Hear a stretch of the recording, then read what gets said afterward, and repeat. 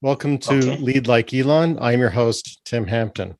With me is my fellow SpaceX and Tesla enthusiast, Erastus Kipkirui Laboso. Today, Erastus and I will be discussing Legacy Auto's expanding role in electric vehicle production. Erastus, welcome to the show. Thanks so much, Tim. Looking forward to the discussion today. So I'm going to share my screen and we can start looking at some of the news that we've been talking about together. Yes. Articles about uh, legacy auto and its impact on uh, electric vehicles. But I wanted to sort of set the table with this article that I thought was fun. There's a parallel, I think, between a lot of people do compare Steve Jobs to Elon Musk and vice versa. And 37 years ago, it Yes. may be a little longer now, this article came out. I'm not 100% sure. I think it's maybe almost 40 years ago.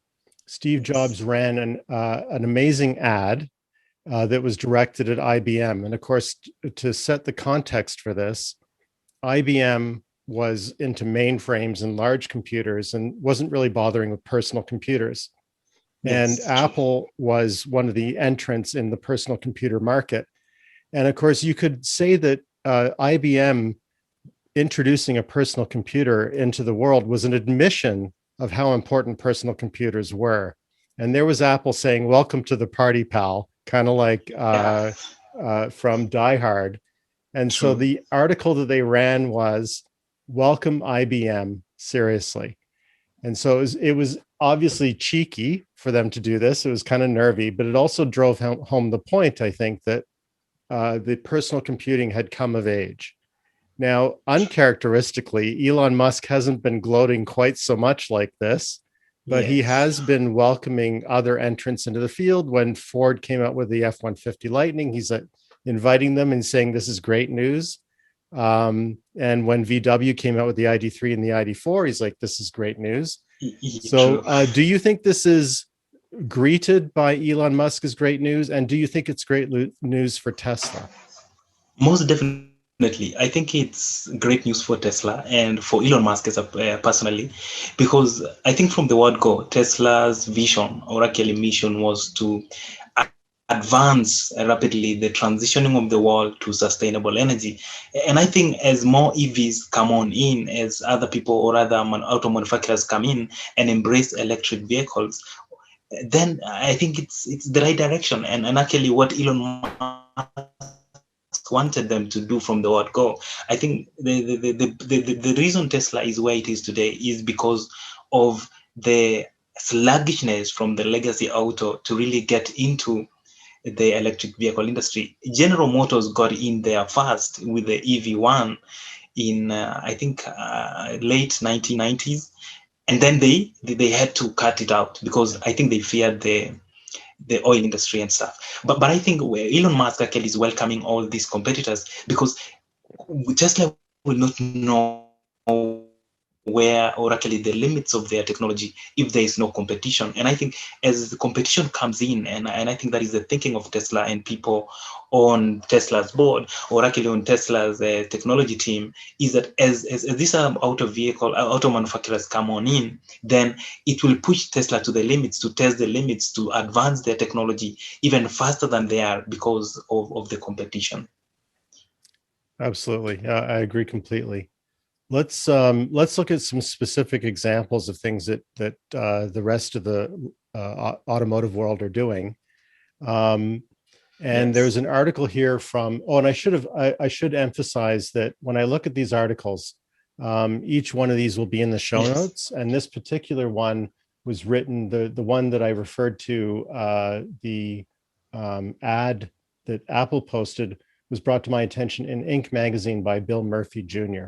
So I'll try and make sure I credit everyone as I go, but I will be putting these in the show notes as well. The next article is from motor1.com and it's from January 25th, 2021. So it's quite recent. We're in Yes. July now. And does Legacy Auto really have what it takes to catch Tesla and Elon Musk is the question posed by the article. and they feature Zach and Jesse from Tesla Time News. I'm sure you've seen their show. They're amazing. They're very famous. They're amazing, and yes. And they raised some interesting points in this article. One in particular was that Zach believes that we're on the cusp of a transition to a new type of product, analogous to the situation with smartphones a decade ago. Once cell phones took off, providers of traditional phones and landline service were no longer offering what people were buying. Do you think that's an apt analogy? True. It's actually a good analogy for what we are going through at the moment. And I think as Zach said, that we are transitioning into a new type of product. The type of product that Tesla is having right now is like no other vehicle ever, if you ask me. The manufacturing of electric vehicles is really so like different in ways than the ICE combustion vehicles, because you need to think of the battery architecture.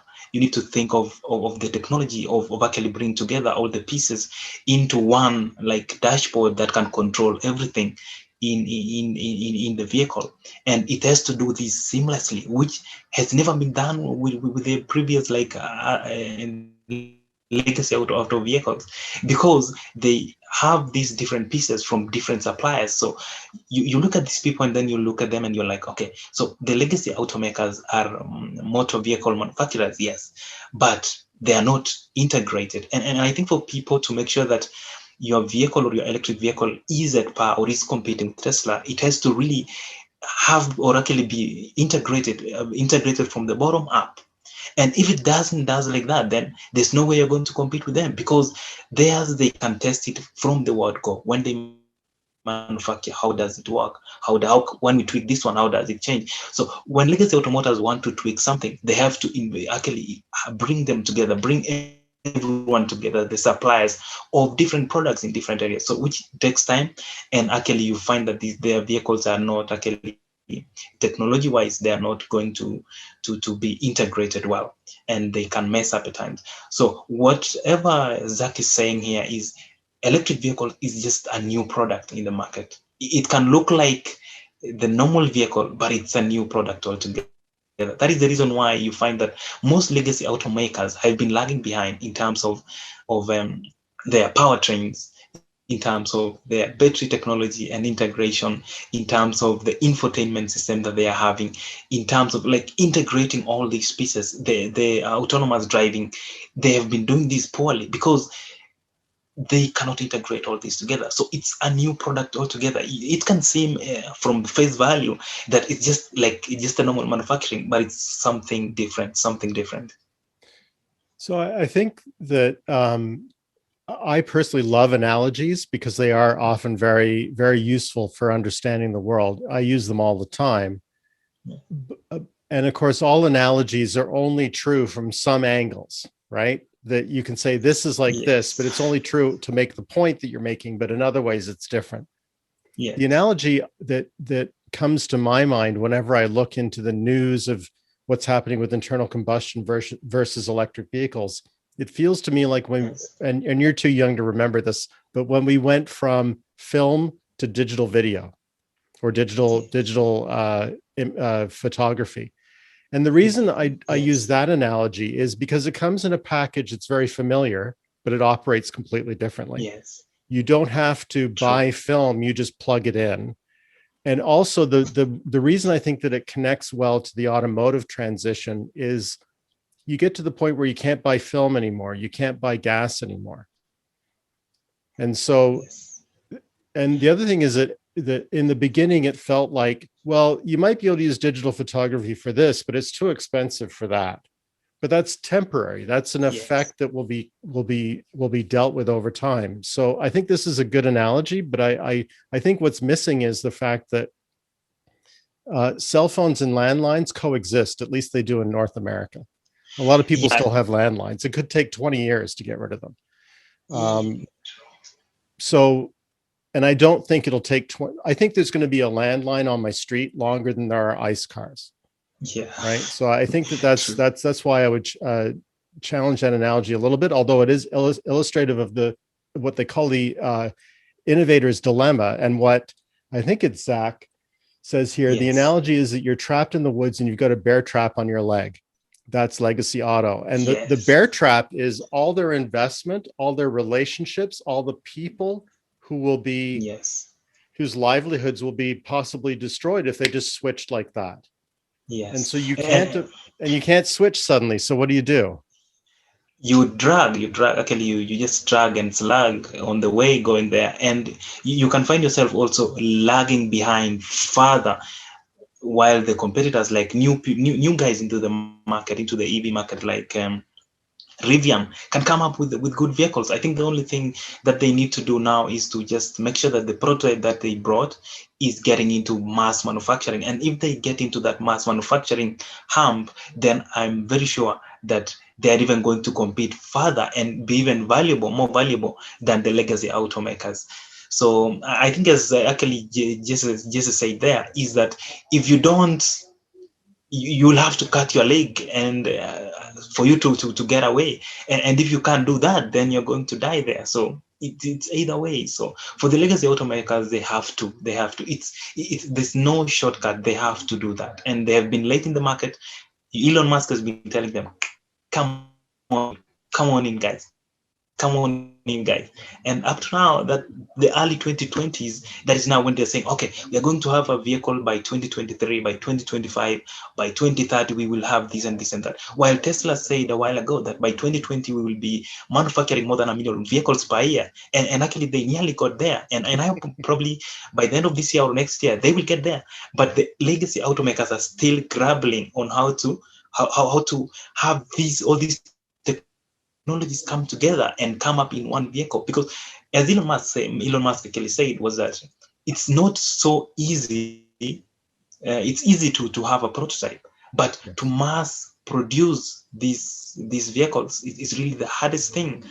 And actually to make sure that the logistics of all the product, of all the materials that you're using are going to come on in, it's also something else. Yeah, I agree. Although I on that part, I have faith in legacy auto because they've been doing that for 100 years. They figured that part out. What they haven't really figured out is the technology unique to the EVs. And every year that they, as you point out, as they drag their foot through the forest, they fall behind in terms of developing that technology. And the other troubling thing for them is you could almost argue that once EVs are price comparable to an equivalent internal combustion car, the game is over as far as which would you buy. It's less expensive to fill, and it's the same price to buy, and it's less expensive to run. It's a no-brainer at that point. And they're almost at that point now, but Elon Musk is already trying to get artificial intelligence and autonomous driving going. He's made more progress with that too. So just when you come out of the forest, there's another challenge. There's another trap. True. And I think just the way of put it is that once you get out, or once you think you are there, they are already further ahead. And I think it's the principle of Elon Musk, and the first principle thinking, what can we change? The lesser the parts, the better. So if we eliminate a certain portion or a certain part of this machine, then it's even going to be faster when we are manufacturing. It's going to be efficient. When you look at the rate of innovation at Tesla, it's just on way a different level. Because when Elon Musk said, okay, we want this thing to roll. What do you think about this? How are we going to change this? He is always there. He's an engineer. He's not just a mechanical engineer. He's a software engineer. He's a rocket engineer. So if it comes to material science, he understands the material science. If it comes to electronics, he understands electronics. If it comes to software, he understands software. So for every challenge that comes to Tesla as a company, Elon Musk, being the face of Tesla, understand all the facets of the technologies. You can't say this about the leaders of these other auto companies. Most of them are just like are the CEOs who are just like they have the MBA CEOs in these companies. They are not. Yeah. Most of them are not engineers. Most of them are not problem solvers. They look at the books, and I think that is the difference between Tesla and these other automakers.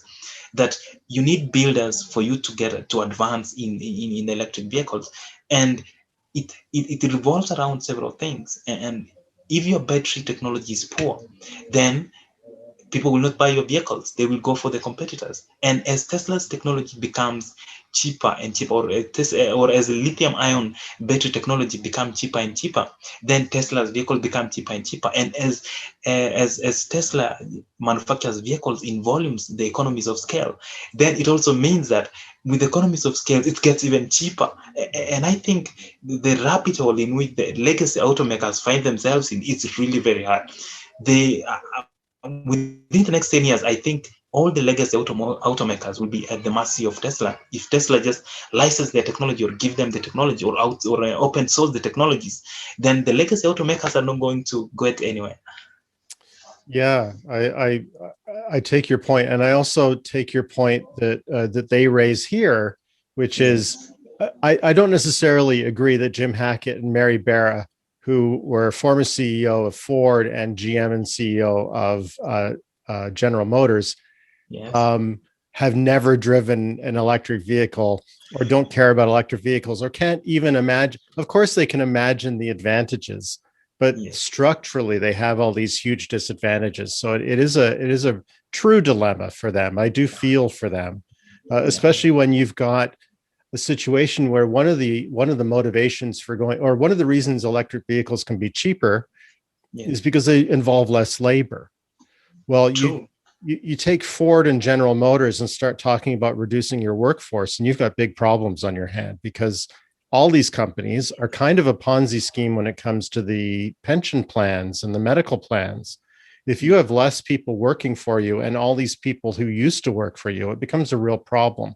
It's a very difficult situation for them. Very difficult. And I think that is among the things, the reason that Elon Musk actually, from the word go, he said that, okay, so our workers, the Tesla's workers are not unionizing. I don't know if I'm correct with that. They are not in unions and stuff like that one. So you find that for General Motors, for Ford, and for these other companies, most of them have unionized. And I think there are advantages and disadvantages of this. There are people who are experts on this. But I think mostly they are in a dilemma, as you say, that you will have to put a lot of people out of work or retrain these people, which is also costly. And the capital that they have there is really, and you find that most of these CEOs, I think for me, or for my end, or what I think is the reason why the legacy automakers have not really, were not actually earlier serious about the electric vehicles, was they were looking at where they get the money. So these CEOs are compensated based on what? Profit. Yeah, that is the basis. Yeah. So if it's profitable for you to actually manufacture ICE vehicles as compared to electric vehicles, where do you go? So I think mostly also it's these CEOs, actually it's their also personal interest. What are the personal interests that these guys have in terms of transitioning the world to electric vehicles? Are they really interested so much into the transition to sustainable energy, or they just want to make profits out of these vehicles? So these are among the things that I think legacy automakers, or actually these leaders in these industries, are really not concerned. So you look at most of these CEOs, most of them are old or previously old. Most of them are old, or actually they have grown of age, and they still like, okay, for the next 5-10 years, what do I want? I want money. So they go for the money. But Tesla, or actually Elon Musk, when he started Tesla, he was 37 or something. I think he was 30 in his early 30s or something. So he can think of, like, within the next 20 years, what am I going to do? Or what is the vision of Tesla for the next 20 years? What is the vision of SpaceX for the next 20 years? And I think the whole aspect of age, the whole aspect of the vision and the dream of these leaders actually is going to impact on how these companies is actually transition. So Tesla has advanced as much as possible because of their leader, who is Elon Musk at the moment, and these other legacy automakers, I think, except Daimler, or yeah, I think Daimler, the CEO for Daimler, actually former CEO or something, so will say that Tesla are far ahead. They are far ahead, and we need to transition. We if we don't switch now, then we are going to lose. So Herbert Days, I think Herbert Days, yeah, Herbert Days. So he's one of these amazing guys who are visionaries, but with the structure of Daimler, or actually the Mercedes Benz, or all these other German conglomerates, it's so hard to make decisions. That is the reason why you find that when you say that we need to transition to EVs, people were like, oh, no, we are not. We are selling good vehicles and we are making profits. Why should we do that? So right. I think it boils down to that also in my thinking.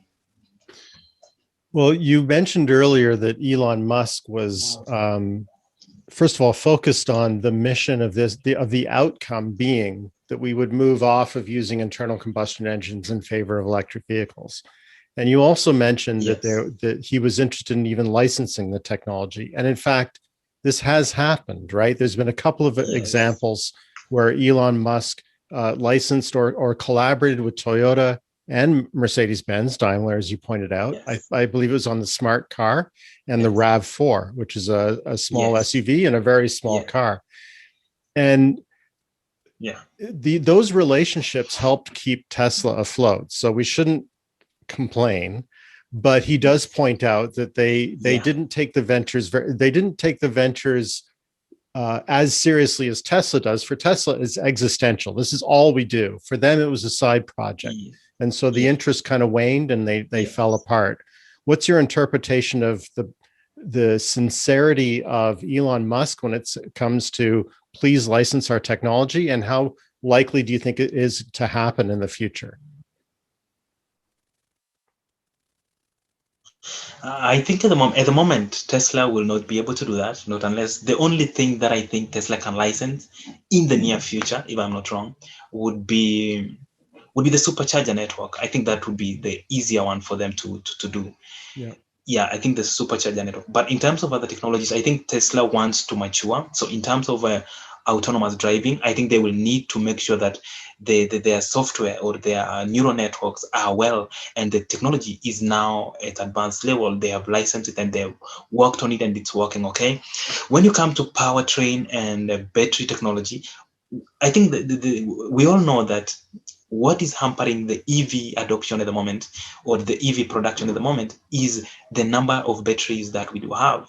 So the Tesla will not be willing to give out these technologies at the moment, because they themselves need even more batteries for themselves. So until Tesla now gets to a certain level where they're like, okay, we are good with this technology and we have enough batteries, we can give out these other batteries to these other companies so that they can also transition. So but in the near future, probably that is 2027 to 2030, if it's I will be possible, because Tesla has to be manufacturing like up to 3 to 5 million vehicles per year. I think 3 to 5 to even 7 million vehicles per year for them now to say, okay, we have enough batteries and we can now give these guys this technology, these powertrains, and also in terms of the logistics of the manufacturing of all these parts, the powertrains, if they're giving out the powertrains, the battery technology, if they're handing over the battery technology, and also it's just going to be a lot of issues that are going to go around. It's not just as easy as like, okay, have this and use this. No, it's going to take a while. And I think up to the certain time when Tesla had about, I think, 10 to 15 gigafactories, I think that is when they can think of that. So if there's a gigafactory that is manufacturing batteries in volumes, then I think that will be okay. But for now, Tesla is going to just maintain their lead, improve their lithium-ion battery technology, make sure their supercharger networks are up to par and are increasing everywhere. So I think but the supercharger network, they can license that one as quickly as possible, as long as the other automotive vehicles manufacturers make sure that their battery technology gets into, or actually is confined to, the Tesla superchargers.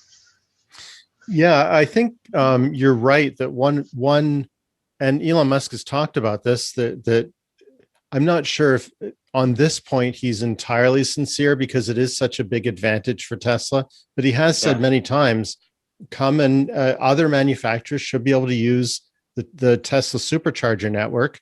All we ask is that they pay part of the cost. Yes. And I can see that being a good solution. It's unfortunate that we have a standards discrepancy, right? As you point out, that the Teslas plug in directly. You need an adapter for other cars, except in Europe. Apparently, they all use the same connector, which is an advantage. And I know Norway has made an arrangement, or has spoken of an arrangement with Tesla, saying basically, I think the terms were something along the lines of, you get to expand your network, but you have to let other auto manufacturers use it. So there's some sort of, you have to work out the billing arrangements and everything else. I welcome that. I'm a fan of Tesla. I wish them success. I don't want to undermine their advantage, but the goal is to get everybody in an electric car. And there's this huge network in front of us. And I think, I don't know if we have spoken about this, but there's a couple of advantages to even other auto manufacturers using Tesla branded stations. One, Tesla is contemplating building a restaurant network at each. So they would have a restaurant. So you stop to fill up your Ford and you're eating in a Tesla restaurant. I mean, your eyes are going to be bombarded with Tesla logos and everything else. You're going to eventually think to yourself, maybe I should get a Tesla, right? It's advertising all the time. What are adoption rates for electric vehicles in Africa like? I imagine in some countries it's quite strong, but others not so much. So in Africa, what I can talk about Kenya basically, because that is where I am at, and I think personally I've seen few Nissan Leaf, I've seen one Tesla Model X, but the vehicle infrastructure or charging infrastructure there's none. It's actually non-existent. You have to charge your vehicle at home, and mostly because of the charging infrastructure which is not there, you find that if I am to travel to my local home, and I'm in the capital city Nairobi, and I want to travel to my home, which is about 300 miles or 400 miles, then you won't make it. There's no charger. I will not make it. So those are among the challenges that we are facing. So you find that they are Nissan Leaf, but people who are using the Nissan Leaf are probably maybe doing taxi service within the city. And then for the Tesla Model X, someone imported it for I think $200,000 from the UK, if I'm not wrong. Wow. And he's just using it just to move around, not far from the city, or not far from Nairobi. From the capital city Nairobi, and the Nissan Leaf, other Nissan Leaf that I've seen most of them are in Mombasa, but it's for people just to use within Mombasa. So the charging infrastructure here is pathetic. It's non-existent. I can just say it's non-existent, but we have electric vehicle incentives in terms of the rates of taxes on those ones. And I think as time goes by, people will be buying more electric vehicles. Myself, I think my first car should be an electric vehicle, or will be an electric vehicle. I don't want to buy a vehicle at the moment which is an ICE vehicle, because I can get to my place of work easily and come back home easily. So those are the things. But at the moment, it's so hard. But we have incentives there in Kenya. But for other countries now, like maybe Nigeria, Cape Verde, Egypt, actually the situation is nearly the same, because you find that most vehicles like Teslas, Tesla doesn't have an office in Africa to begin with, so it's so hard. So even in terms of, so when Tesla just maybe getting the announced, vehicle, just even getting the vehicle itself to Kenya, you have to purchase it in the UK. Once you purchase in the UK, you now bring it here in Kenya, and then get here, and it's vehicle in the UK, which is also another thing. So it's just a long process. But the Nissan Leaf are mostly second-hand vehicles, which have been used in Japan, and they are the old models, like the 2010, 2014, 2015 Nissan Leaf. What about and mostly Prius, the Toyota Prius, the Toyota Insight, the plug-in hybrids. So you find most of the vehicles here are plug-in hybrids, but I think the reason why they are cheaper, or a lot of people have them here, is because they are cheap. because people who used it or who used it in probably Japan or the UK, they didn't like it, so they just have to sell it cheaper, and people just buy it here. What is electricity production like in Kenya? Is it shifting towards solar? No. Here in Kenya, we are 93% renewable energy. We use geothermal, and then we use hydroelectric power. So our major generation of electricity here is in geothermal power and hydroelectric power, and then probably other sources like solar, and then maybe just some other sources of energy, other sources of power, but which are not so significant. But geothermal is the key thing right now, and the country is actually thinking of importing the geothermal right now, because in the country right now we actually at the moment don't have a lot of blackouts, not unless it's raining. But we have enough power. Yeah, as compared to like 10 years ago. 10 years ago it was so hard.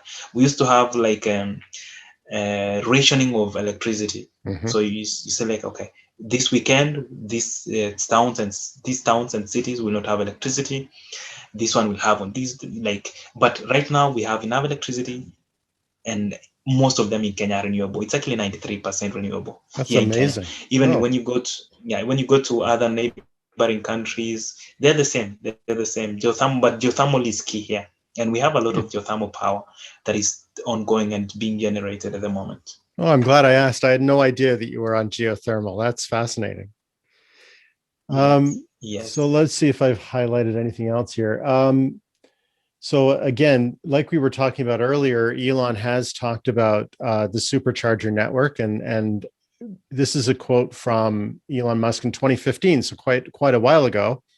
Our Supercharger Network is not intended to be a walled garden. It's intended to be available to other manufacturers if they'd like to use it. The only requirements are that the cars must be able to take the power output of our superchargers and then just pay whatever their proportion of their usage is of the system. Well, that was 6 years ago. And I don't think until I heard the announcement in Norway, I haven't seen any progress on this. Who do you think is being difficult? I think the people who are being difficult are the legacy automakers, basically, because they like it's like being, I don't know, I think they are proud, the pride. I think if they go to Tesla and say we want to use your supercharger networks, it's like there's an ego thing that has been bruised on them, and they don't want that. And it's going to be a huge hit in terms of their how people view them, their PR, the way people look at them, how much money they have spent in the EV projects, but it's not forthcoming. And I think it's mostly the legacy automakers who doesn't, or who cannot go to Tesla and tell them, okay, Tesla, Elon Musk, we want this, we want what can we do for you guys to give us access to the supercharger networks? And when you look at the other automakers, basically, I'm not being biased here per se so much. But what I'm trying to look is being objective in terms of what they're thinking. Tesla is about to get to 1 million vehicles in terms of the vehicles being produced in a year. What about all the other electric vehicles manufacturers combined? Tesla's portion Tesla's portions of like supercharger network. Tesla has about 2,000 stations with more than 20,000 charging points. What about these other guys? The Ionity, Ecotricity, this another, I don't know. I just Supercharger, or what is it? Electrify America. What are they doing? Electrify America. How many of them do they have? And I think those are the things that people don't look at it. People look at the numbers of Electrify America. People look at the numbers of EVgo. People look at the numbers of Ionity and Ecotricity, but they don't look into, are these charging stations really efficient, or are they just being placed there for the sake of the authorities to look at, okay, these guys have electricity infrastructure in, and no, it's about the sincerity and the passion towards these technologies. Are you putting the passion to this technology? No, Tesla has been putting the passion into the production of this technology, Supercharger Network, autonomous driving, battery technology. But these other automakers are just being mediocre. They're manufacturing vehicles which are just half baked in terms of software, poor, just software which is no, I don't know. I think that the only thing that the legacy automakers will have to do is to really get down and just look into it from a different perspective. And the different perspective means having different people, new people running these technologies. And I think for Tesla should not even fear the legacy automakers so much. They should be worried about these new EV companies, probably like Rivian maybe, and these other companies, QuantumScape technology in terms of batteries and stuff like that. But the legacy automakers, I don't think they're going to compete with Tesla anytime soon, probably by 2035 or so. But right now, I think they are not in the mindset to do that, to compete at all. And when you lag back in technology, you will not have even the motivation to work harder to get or to improve the technology until you come from an open mindset. Where did we go wrong? What are we not doing?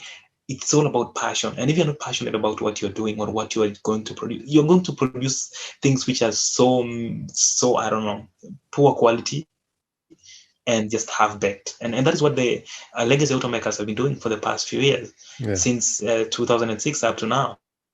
You find the Nissan Leaf came out fast, was manufactured massively, but Tesla right now is further ahead because of the vision that they had.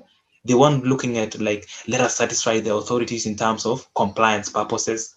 And another thing that is actually came up to my mind right now is, as the legacy automakers like improve their technology, produce more vehicles, and probably, let's say, and the more they improve, the more the restrictions in terms of CO2 emissions also increases. Yes. So right now it's about 95 milligram per is it per CO2 milligram per I don't know. So many milligrams for 100 kilometers driven or something like that. Yeah, for a kilometer driven. So in future, or actually by 2030 or 2027 to 2030, it should be something like maybe 60 milligrams per kilometer.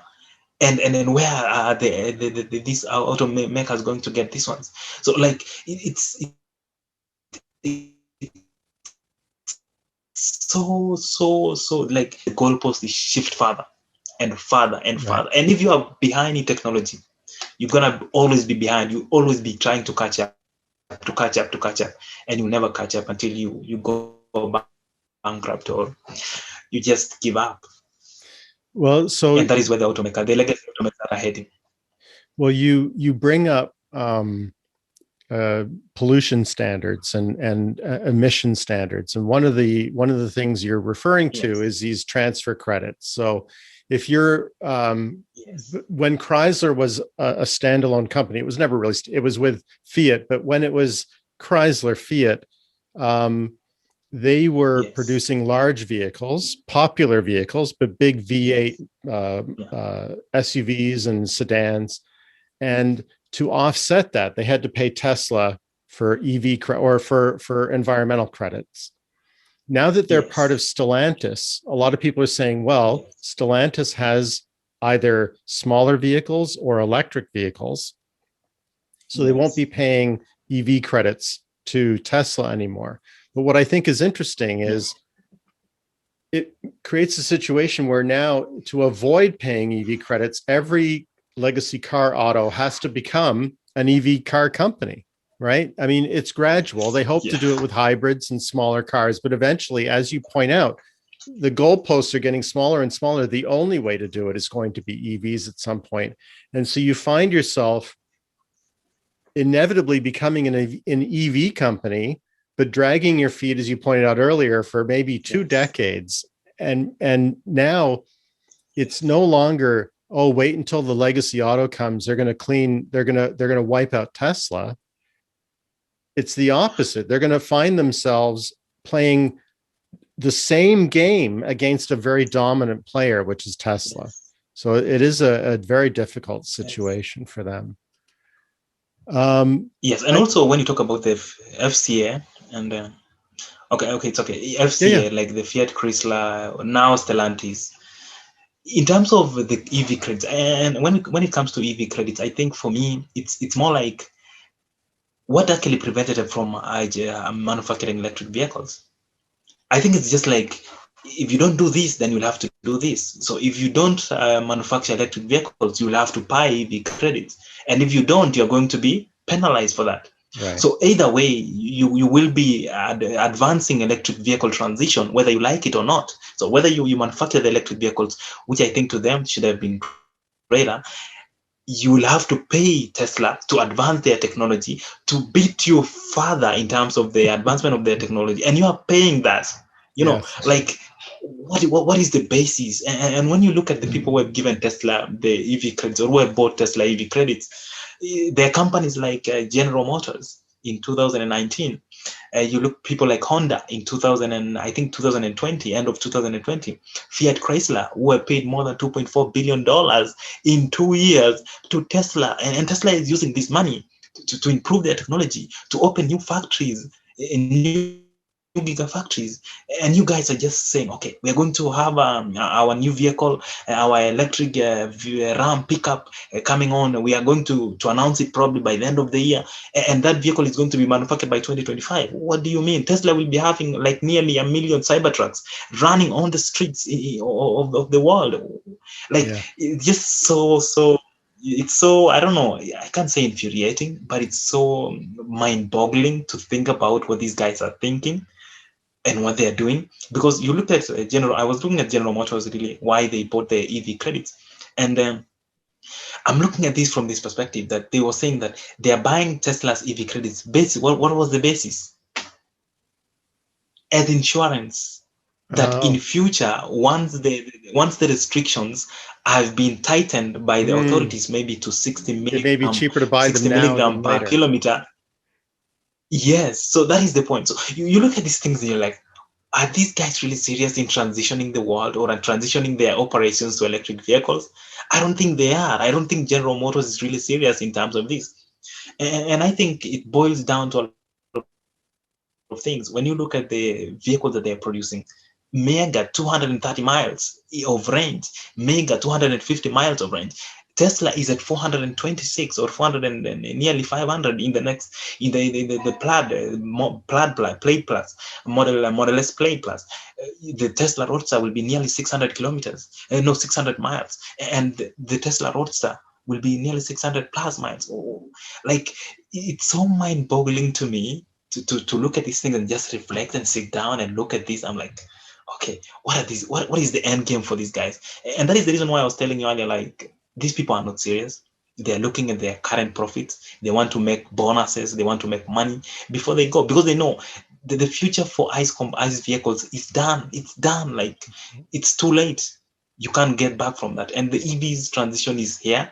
And whether you get in now or you get in later, you either pay for the EV credits to Tesla, which is the major manufacturer at the moment, or these other EV companies that are purely EV. So either way, you're advancing the technology, whether you want it or not. So either way, I think they should just embrace the technology, make sure that they do this technology, they're serious about and passionate about it, and then they build their EV vehicles, and we will all be happy. I will be glad to drive a General Motor vehicle, probably a Mustang, a Ford Mustang. I don't care, because as long as it's an EV, I know where it's headed to. But at the moment, they can as well buy as many EV credits from Tesla and help Tesla improve their technology and increase more companies. And the Tesla vehicles will even get to where I am. So, which is also a plus. Yes. So I'll switch gears here and look at another article, which is by Bloomberg NEF, which is New Energy Finance. Bloomberg bought up a company that looked into new energy and investments. And they produce an outlook on EVs. You know, every year, I suppose, they come out with a new projection of what they expect to happen. And as we've been talking about today, they point out that EV sales are surging due to a combination of policy support, improvements in battery technology and cost, more charging infrastructure, more compelling product, Electrification is also spreading through different segments of the automotive world. So they see a rosy picture, but they do point out that some of it is due to policy. In fact, the first thing they point to is policy support. And so it's almost like what you call it football, we call it soccer. If you don't play by the rules, we're going to give the other team the ball, right? And so why don't you play by the new rules? And I think you may have seen this article, and they talk about two scenarios. One is if we just let market forces do what they will do, what's going to happen? And I think it's hard to say market forces without any regulatory impact, because there are regulations already in place. The regulations are already having an impact. But I think what they mean is if we don't change anything else, what will happen by 2030, I think it is, 2050, excuse me. And they see a pretty dramatic increase in electric vehicles, even if we don't change the landscape. But if we say that we have to have a net zero by 2050, and people are going to argue about what net zero means, but certainly it's a more aggressive reduction of tailpipe emissions. It basically means that every kind of transportation from two-wheel, like motorcycles or tricycles or buses, cars, small trucks, big delivery trucks, they see a future where just about everything's going to be electric. So I'll quote the article.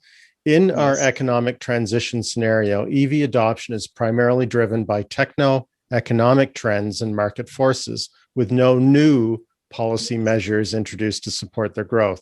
This scenario sees an EV-dominated fleet by 2050, but 39% of passenger vehicles still burn fuels.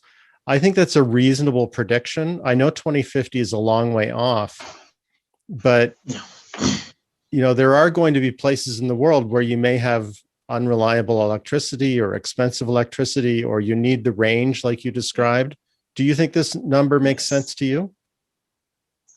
To me, it does. It does make sense. It does actually make a lot of sense. And I think as time goes by, as we get to 2030, 2040, or to 2050, the battery technologies will have improved and become cheaper.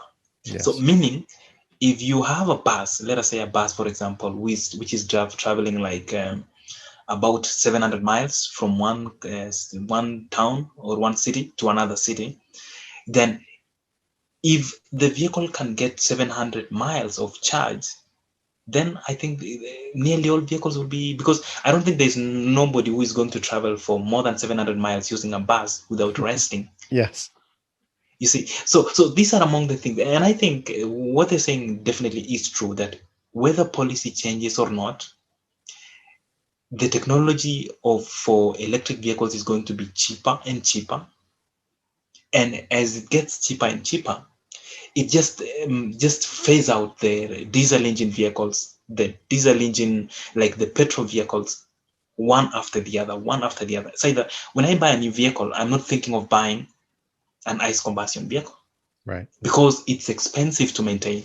It's polluting the environment. And I think most of the people who are going to be buying vehicles going to 2030 and 2040 and 2050 will be millennials, the Gen Zs. Mm-hmm. And these people they understand the impact that is going to give to the environment and stuff like that one. So people will be looking into this, and it's easier also. So when self-driving technology improves or gets better, which vehicles does this better? I don't think ICE combustion vehicles are going to have amazing self-driving technology no, as compared to electric vehicles. No. Yeah. So and also when you look at the future of transportation and what is going to impact the transportation of the future, it's going to be electric trains, which are going to be the fastest. It's going to be the what do we call hyperloop, if it's going to work. Hyperloop, and then also the boring company halls that people are going to use between cities, and you cannot use an ICE combustion vehicle from one city or to travel from this part of the city using the the borehole, the boring company, Yes. tunnels. It's going to be hard. And as time goes by, these technologies that are emerging out of the new transportation system that is actually building up at the moment for 2030, 2040, and 2050, you will find no place for most of these ICE combustion vehicles. And I think that what these guys are saying is actually true from my end. Even if no policies change at the moment, then everything, the ICE combustion vehicle are going to be down by 2050. Yeah, I think you're right. And I think if we get to 39%, it implies to me that everything could be done with electric. And so I think that you'll see pressure to create regulation because people are not going to want to. If you had a choice to send your kid to school by bus in a diesel vehicle or an electric vehicle, what would you do? Knowing the effect that pollution has on people. If you were to have construction done down the street, do you want diesel machines doing it or do you want electric machines doing it? They're quieter, they're cleaner. It's not your money, but you're still going to fight for regulation to say, I don't want to smell it. I don't want it in my neighborhood. Yes. So I think it's going to be even faster. I think I've picked, this is interesting. I wonder what your interpretation of this. One of the components of the article we're talking about now by Bloomberg is they're saying oil demand has already peaked in all segments of road transport except commercial trucks. And so we do see all it takes for these new technologies to take hold is a foothold, literally speaking, and not every transport truck is going 600 miles a day. A lot of them are on a route of maybe 50 miles a day, and so you can get batteries into trucks, and then if there's a market, there will be improvements every year, and eventually it will be able to have the range for longer distance. So I think that is a bit of a red herring. I think commercial trucks will also reduce. But what do you think is going to happen with all that oil? We have an industry that is able to produce so much oil to support. I drive an ICE vehicle right now. I'm sorry, but I do. I'm one of millions of people that buy gasoline. What's going to happen to the price of gasoline? What's going to go down? So will that create an environment where in some places of the world they're like, well, it's cheaper, just do it? I think the thing is for the future of oil basically is by 2050. If you find any country by 2035, 2040 still looking or drilling oil or new oil deposits, then they are not looking. It's just like right now, what we call nations looking into coal or actually investing in coal or actually to look to mine coal. I think not many countries are doing that at the moment. If they are, because even here in Kenya, just a few days ago, or actually a few years ago, we actually, the government knew that there was an coal deposit in the coastal part of the country. And what they did was they were about to mine, and then they were told, no, I think it was World Bank or IMF or which country was saying, no, we are not going to invest in any coal technology because coal technologies are dirty, one, and they are not a future. There's no one will be using coal going forward. And I think the people who are using coal at the moment mostly are developed countries. Developed countries like China, like India, people who are manufacturing a lot of goods. While us, like now developing countries, we will not get into that phase of using coal anymore. We will just jump straight into solar energy or geothermal, and then straight to electric vehicles. Right. And I think these are the things that not many people actually look into. So oil for us here at the moment, I don't think if there's any country like developing country who is looking into oil anymore. I think the oil era or oil wealth era is about to end in the next few years, and it will end like. I actually look into these countries like Saudi Arabia, like all these countries who are dependent on oil.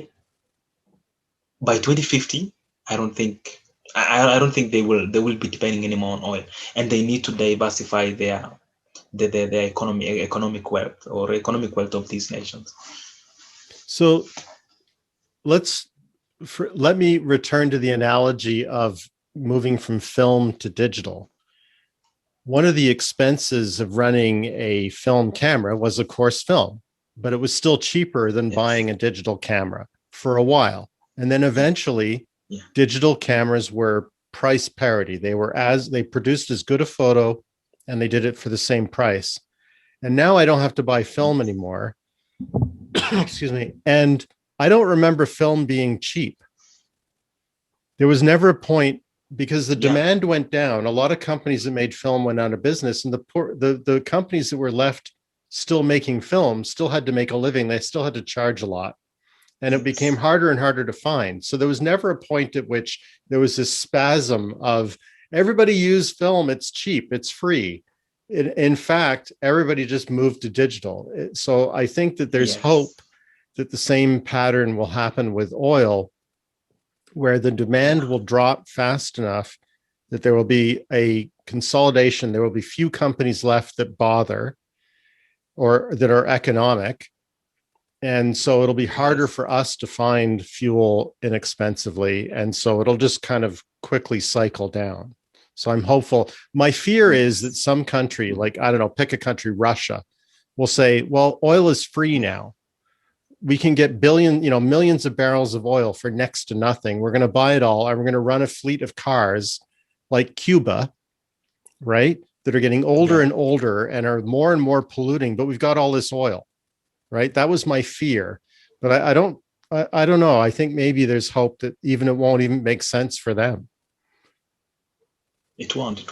Basically, I think the thing is about 2050 is the people will be running the economy during that time. Who will those be? Like, if they're going to be the Generation Z, maybe, or the millennials, I think millennials are going to run these, like most of the policies by 2035 and 40. And millennials are open-minded. One, they don't even like oil right now. If you go to any millennial right now, and okay, which one do you prefer? A nice vehicle or an electric vehicle? Which one will they go for? And those are the millennials. Generation Z, they are going to say, which one do you want? This. So, I think these things also comes with the generation in which they are in power. At the moment, I think it's the boomers who are, most of them are in power at the moment. And previously, the ones that were there were actually, I don't know, what do we call the boomers, or just after the boomers? Boomers and then Gen X. Actually, behind the boomers. Gen X. Yeah, Gen X. Yeah, that's Gen me. X, which is Gen X, yeah. So, yeah, you are Gen X, and then now the millennials. So Gen X and the boomers, they were raised in oil, so they believe that oil is everything. Most of them, actually, not all of them, most of them. But the millennials and the Generation Z, they know that what oil can do to the environment, what oil can do to their future. People like Greta Thunberg who will be in leadership. And I think these are the things that we need to also look into. In 2050, who will be in leadership? If it's a millennial, who will be in leadership? If it's a Generation Z, who will be in leadership?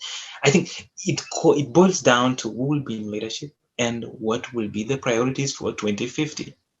There will be other things. There will be other problems, different problems than the one we are facing at the moment in 2050. Yeah. And I wouldn't know exactly what they will be. Maybe it will be an artificial intelligence problem that people will be saying, okay, robots are here, this and this. Like, it's going to be a different problem altogether. But I don't think the problem will be oil at that particular time, because most things will be electric. Yeah. Well, I think that I hadn't thought of this before, but somebody like Greta Thunberg probably would not have been greeted well if she was in my generation. Yeah. But also, the technology has improved a lot. It takes voices like hers to say, okay, we have the technology, let's just use it. Yes. But absent the new technology, I mean, I don't even think when I was her age, we had lithium ion batteries. We didn't have cost-effective solar. We didn't have cost-effective wind. So yes, it was basically a choice between polluting and poverty. Yeah. Either you choose, and you'll have to choose getting away from poverty. Yeah. Basically. And so, it is a different time. And I think it's good to have somebody from the new generation saying new things are possible now. And also much more important, I mean, people were predicting the kind of climate change that we seem to be seeing now when I was her age, but now we can see it. I think it's much more obvious that, you know, one way or the other, the world's getting hotter. Yeah. And using gasoline the way we do is not helping. So I think you're right. There is a generational handover going on. Yes. And then this will actually determine the policies that we are going to do in future, actually going into 2030, 2040s, and the set of problems that we'll be facing at that particular time will determine now if people are going to shift. But I think at the moment the shift to electric vehicles have already started. Even if Tesla gets out of market today, go bankrupt, people will move to EVs. It doesn't matter who will be actually manufacturing these vehicles. But people's mindset at the moment is already tickled. It's just like the 2007, the Apple phone, the iPhone. Yeah. When the iPhone came, it was expensive, yes, but people wanted it. And then Android came and said, okay, we are going to have an Android OS and we will license this one to manufacturers. And they actually my first smartphone was an Ideos phone, a Huawei Ideos phone, which if I'm going to remove it right now and use it, I'm going to just be so sad. But that is what transition us into this new thing. So even if that Huawei phone or that Ideos Huawei phone that I used, my first smartphone, goes today, what will happen? I will buy another phone. I will just buy another phone that is of the same level. And that is the case to EVs. And the more a lot of people get into EVs and does this, then I think Tesla just delivered 200,000 vehicles, 200,000 vehicles in a quarter. Who knew that this would happen by 2020? And when you look back into actually even earlier, these companies, the investment firms, they never thought that by 2021 Tesla will be doing 200,000 vehicles a year. They thought that this was going to be 2030, 2035, and 2040. But the convergence of all these technologies coming together changes everything. And that is the reason why I'm telling you by 2050 or 2040, we will not know exactly what will be there, because maybe we will have a new battery technology that is faster, that is cheaper, and that is lighter. And these are the things. It's just a matter of convergence of technology and the policymakers. And if the policymakers are okay, then we're good. Yeah. So another example, another sort of proof point that the world of automotive production is going to electric vehicles is this new segment, which is the pickup truck. We've seen the Cybertruck, we've seen the Rivian, and recently we saw the Ford Lightning, which is a very interesting product. And the thing about the Ford Lightning that I found interesting is it's somewhat unique. Well, okay. The thought process for a lot of companies is if you're going to do an EV well, you have to start with a brand new car. You can't just take an existing car and force batteries into it where the engine and the gas tank used to be. It doesn't wind up being a great product. You wind up with a product that's compromised. What's interesting to me is that with the Lightning, you could argue that that's not true because it's a body on frame. There is room inside the frame at the bottom of the vehicle to put a kind of electric skateboard, the kind we see in a Model S or a Model 3. And so I think this is a really interesting inflection point because the automotive industry has been moving away from body on frame because it's expensive, or not expensive, because it's heavy and because, well, basically you create a vehicle that's bigger than it has to be. And so it uses more fuel than it should. Well, electric vehicles are much more economical in terms of the amount of energy they require. So you can have an electric pickup truck with the batteries under the floor, and it's very comparable to an internal combustion engine vehicle capability. And it has all these additional capabilities. You can run your house, you can run your tools, you can run lights all day long. And so I think that we may see a resurgence of body on frame, that there may be more SUVs going back to that architecture, because it's a very flexible architecture. You can change your mind. You can make an SUV, you can make a 7-passenger SUV, you can make a pickup truck, you can make a pickup truck with a long bed, you can all kinds of changes. You can put it under an ambulance or a fire truck. Yeah. So I don't know. I'm kind of excited to see that happening. What are your thoughts on the Ford Lightning, for example? I think the Ford Lightning is a good vehicle, and I'm happy that Ford is actually doing this. I think for Ford, it's do or die. Their best-selling vehicle is the Ford F-150, and if the world transition to EVs, then we is going to buy the ICE Ford 150. We're going to do that, and if that is your best-selling vehicle, I think the best-selling vehicle in the US. Yes. I don't know if it's for North America. That's true. Yeah.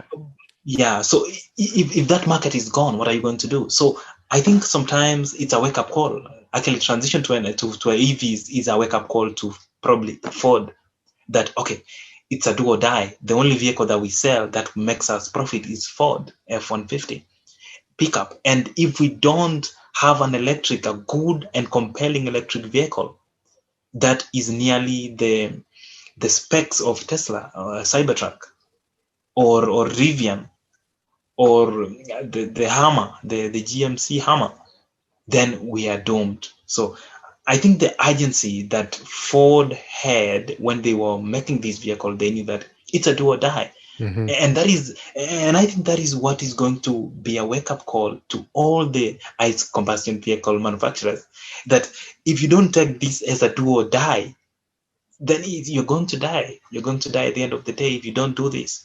And I'm happy that Ford F-150, as you say, the architecture they're using, they can use that board that they're using, the electric board that they're using, to put other architectures like the Ford, probably Mustang, a Mach-E, and other vehicles. So if you do that, if you have a compelling range, a compelling vehicle, and how to manufacture it simply and efficiently, then I think the future for Ford Lightning and Ford itself is actually going to be brighter for me, because I know a lot of people who have Ford Rangers, the Ford F-150, Ford, all these pickups, and people are happy. A lot of people have these vehicles to use them in their day-to-day work, to transport materials to their work site, just small transportation of materials, to have tools being transported and stuff like that one. And that is not going to change. And with the introduction of the Tesla Cybertruck, I think Cybertruck actually became the basis point for nearly all these electric vehicles, even though Rivian came in. But as Elon Musk said earlier, and I think we've actually came to the realization that to manufacture a prototype is simple, mm-hmm. but to make a mass production of vehicles is something that is not easy. And look at Rivian. Rivian was saying that by the end of 2021 or 2020, they would have the Rivian on the roads. But look, it's just something different. Look at this other manufacturer, the one for Trevor Milton. What was the name of the company? I even forgot. Is it not Lucid? Lucid? No. Trevor Milton. Of which company was this? I think they're nearly going bankrupt. They actually had a Spec. What is the name? Trevor Milton. What is the name of this? I'm forgetting this company, okay. Because Trevor Milton was actually he was Elon Musk copycat. Nikola. Yeah, Nikola. So you look at Nikola. Nikola had a Badger. This is the Badger, or the also the pickup, the hydrogen pickup. Yeah. Like, you look at these ones and then you realize that it's so hard. It's not as easy as people think. So I'm happy for Ford Lightning, and I'm happy that they're transitioning at the moment, and this is the right time. If you're a pickup manufacturer, you need to transition now. Same case to Fiat Chrysler for the Ram. They have to transition now. If they don't do it now, then it's do or die. Well, are you familiar with the Osborne effect? Have you heard of this? Yes, I have. Okay, so you know that I think this is probably 40 years ago now, there was a manufacturer of laptops, and they said, our next laptop is going to be so much better than this laptop.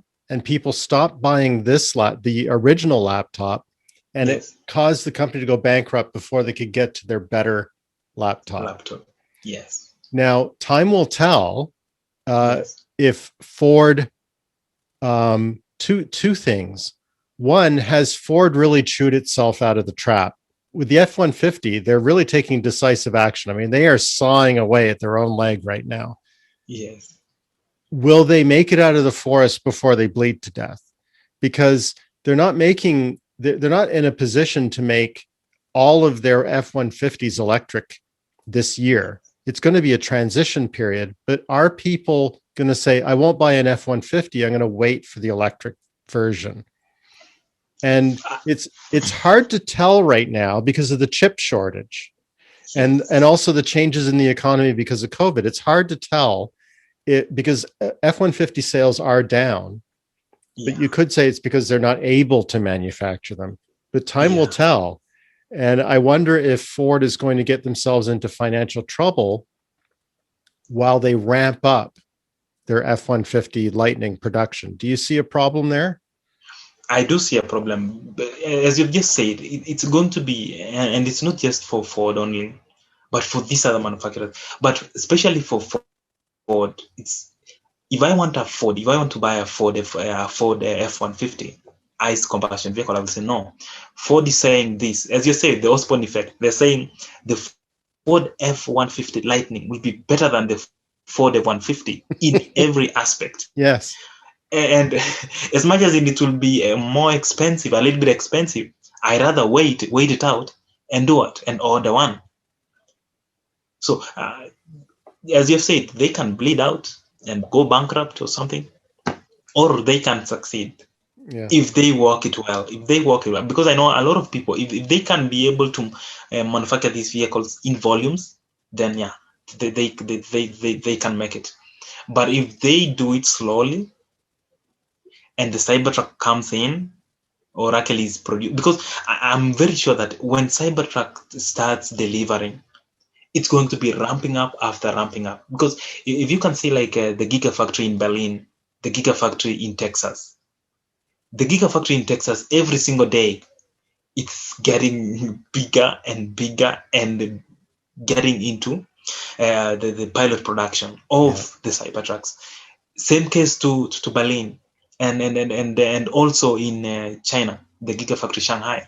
So the more these guys delays, they are giving Cybertruck. And if Cybertruck comes out and it's the better vehicle than all these, because I'm sure this is going to be better than all of them because of the battery technology that Tesla has, then it's done. It's done for not just Ford, the General Motors, all these companies. Because I don't really think that if there's a compelling product outside here in the market, you're going to go for like loyalty.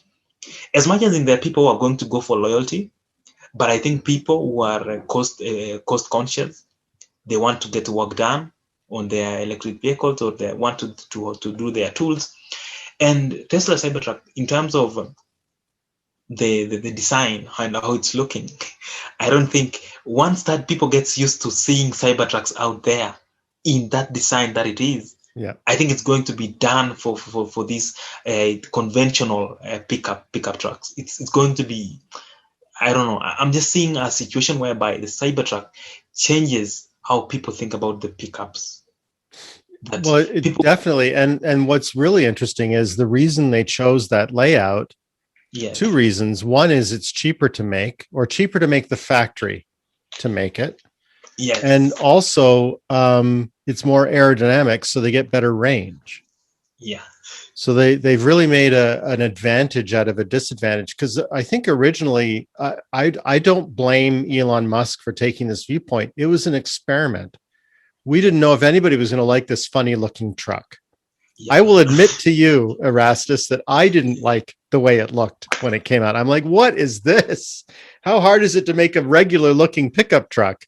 But over time, the advantages have become clear to me. You know, I've had time to kind of embrace it. It still looks enormous to me, but I think it will be a big hit for sure.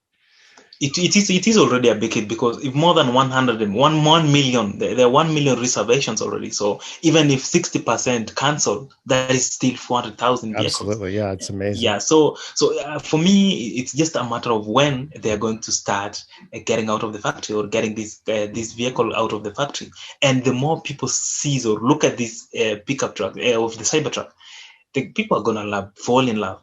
Even me, I can admit that when I look at it during that day, I think it was end of 2019. Yes. Yes, and I was like, okay, we were waiting for it so much, so we're like, okay, what is going to happen? And then I look at the vehicle coming out. I'm like, what is Yeah. this? There must be Especially, something else coming. There must be something, another pickup truck yeah. coming in. This is just like a mock or something. Well, especially because every Tesla before that was egg-shaped. It was designed to really look like a teardrop. It was all about the air. And Yes. so, yeah, it was a shock for sure. I've raised another article on the screen, and this one's by Stephen Loveday at InsideEVs.com. Yes. And Yes. it's talking about the F-150 Lightning. And there's a theme here. There's a couple of articles here where the new vehicle coming from Legacy Auto, that's supposed to be the Tesla killer, if you look carefully, the specs for the money are not as good. Tesla still has an advantage in terms of what they're able to produce. And I mean, there's a million specs here, but basically when you get beyond the base vehicle, Yes. and of course, nobody owns a Tesla or an F-150 Lightning yet. Nobody owns a Tesla Cybertruck yet. So we have to wait, because what happens with Tesla is they say, we're going to make a $35,000 Model Y, or Model 3, excuse me. And then, well, we're going to make the expensive ones first.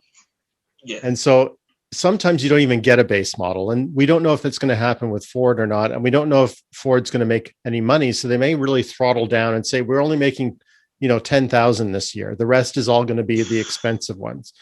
And when you compare the specs on the expensive one versus the expensive Cybertruck, the Cybertruck is so much better.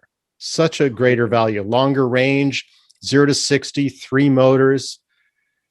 What even blew me up definitely was it's not even the motors, the number of motors and stuff. It's the difference in range. It's 200 miles between them. Yeah. The other one is 192 miles versus 391 miles. So it's just not so easy. Like for these automakers, they're just trying to put face out there that we are doing something.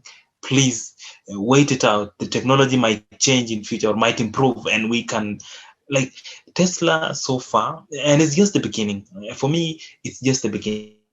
Once Tesla hits the economies of scale, then it's done. It's going to be done for these people, because Tesla can have cheaper vehicles with better specs. And it's just like right now, like, which one will you go for? Mm-hmm. Well, some people seem really excited about the Ford, and I don't blame them. It looks like a really desirable vehicle. And I think that for many people, they're always buying a vehicle that does more than they really need anyway. Yeah. And so you can be a little bit indulgent. You can say, well, I love Ford. I love the look of this vehicle. This is the way I want to go. But there's also a cross current there. The thought in the other direction is, if you love Ford, then you may love the engine and the transmission and the sound and the reliability and the power. But you're getting to a point where all of these vehicles could do 0 to 60 in 3 silently and reliably. So where does your loyalty lie? Is it the brand or the experience or what? So a lot of these vehicles may become styling exercises. It may be about how it looks. Yeah. And also another thing is, you can just imagine Tesla is still improving its autonomous driving system. So you can imagine now these other companies are just coming out, and Tesla is improving its autonomous driving system every single day out there. And you can even compare this, like, okay, I can have a Cybertruck and afford Lightning, but if I can have a Cybertruck which is self-driving, or which is easier, or can actually have better driver assist features than this one, which one will you go for? Yeah, absolutely. Which one is more secure? The Cybertruck is steel made. It's made of steel, like real steel, with the technology that is used in SpaceX. Which one will you go for?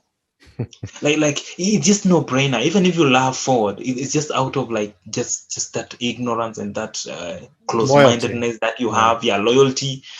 But if you come down to the basics, then I'm very sure that a lot of people are going to go to the basics once the Cybertrucks gets rolling out from the factory and people look at them in the streets.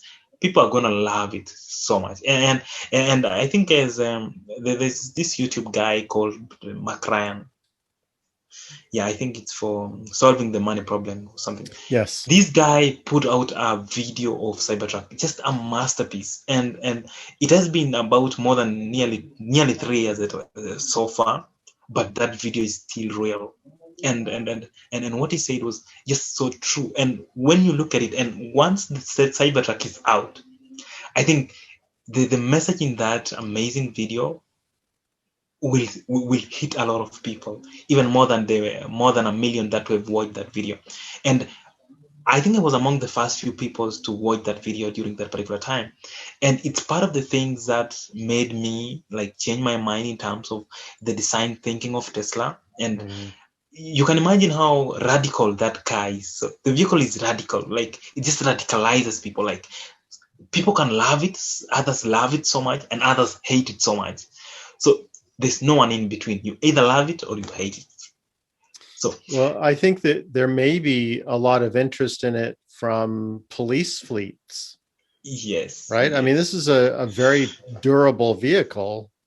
And also the great thing about an electric vehicle is you can sit there with the air running and you're not wrecking the engine. You're not wrecking the planet. You're just using a little bit of electricity. So I think it will be an appealing vehicle for that too. True. So the show's running a little long. I know we have so much to talk about, but I'll just quickly go through this article. It talks about all the promises that automakers have made about electric cars, and it's from Car and Driver. And like I said, all the links will be in the show notes. And, basically they're saying that in the decades since the Nissan Leaf came out, Tesla's dominated the field, but other automakers are coming in and they're all saying that they're going to do something by this date. And so in 2021, GM has, and I think this article might be a little old. No, actually, it came out days ago. So yes, they talk about what's going on this year. You've got GM coming out with the Hummer EV, as you point out. They've got the Bolt EVs and the cute version of it, the EUV. I mean, they seem like decent vehicles. They don't seem to compare well on a feature basis, but I think they're a little bit less expensive than a Model 3. So they are the economic option. They're kind of the GM's version of the Leaf. And then in 2022, Mercedes is coming out with some new EQ branded EVs. And then there's the F-150 Lightning. And then in 2023, even Honda is coming out with an EV, which is interesting, right? They've really been slow to the game there, which I find surprising because you have to be careful what you hang your hat on, what your pride is on, because Honda has been a very innovative company. It's been a very forward-thinking company. A lot of people would say it's the best engineering company of cars. Yeah. And yet they're what they think of themselves as a motor company. They make small motors for generators and tools and things. They make motorcycles and they make cars, but they really make them around the engine. They think about the engine first. And now that's no longer the important thing. So it's a tough spot for them to be in. I won't go through the whole list. Every EV is making huge promises. And the further we go down the list, the less important they are because they're just promises. Yes. What's your reaction to this list? Actually, my reaction is just like, it's just simple. most of these guys have been promising these amazing vehicles, amazing vehicles. But I think they're realizing in early 2020s that electric vehicles are here for good, and the adoption is going higher and higher. And when you look at last year, for example, the electric vehicle market share increased to 4.2% worldwide vehicles that are being sold. And it's only going to increase. And if these guys, they're saying like, okay, if we don't innovate, if we don't produce electric vehicles, then as electric vehicle market increases, our share is going to decrease, and we have to do it now. And until I see these vehicles getting out in masses or in big numbers out of their factories, that is when I will believe that these guys are serious. But for now, it's just normal. Any company can have a prototype and just continue with that. But I don't think, if you're talking about 2025, 2030, 2027, 2028, what do you mean? Like, by then, Tesla, where will Tesla be by then? It's just mind-boggling, because if you're talking about 200, like 300-mile vehicle by 2025, then, and Tesla right now is talking about 430, nearly 430. I think by next year or end of 2023, Tesla will be 600 to 700 miles of range. And you are at the moment talking about 300 by 2025. Then for me, up until they manufacture these vehicles and get out of the factory, that is when I will believe. For now, I think it's mostly to just change the perception of people that, okay, even Honda is getting into EVs, or even the General Motors is getting into EVs. It's not a must you buy Tesla. They can also be these. No, I think for me, it's until they get out of the factories, then I will agree. And I think the only vehicle manufacturer who has done well in EVs at the moment is Tesla. And I'm pretty sure by the end of this year or next year, we will have Cybertrucks just on the roads. And Absolutely. that is what I'm pretty sure. I can bet my life on that, okay, by the end of next year, Elon Musk will have Cybertrucks in the roads, because I know by then the Gigafactory in Texas will be okay, and will be built, and they will have started making vehicles. And the only vehicles that I'm expecting from Texas, and everyone else is thinking and expecting, the first vehicle to get out of Gigafactory Texas should be a Cybertruck. Yes. Because it should be a Cybertruck. And as long as that, the day they're saying we are starting production in Gigafactory Texas, that is when I know the Cybertruck is here. And I'm sure about that. What about these other companies? Where are they going to make these vehicles? What are the plans? Who is going to make their battery technology? No, their battery. Who is going to manufacture their batteries? I'm sure Tesla can manufacture their batteries out of the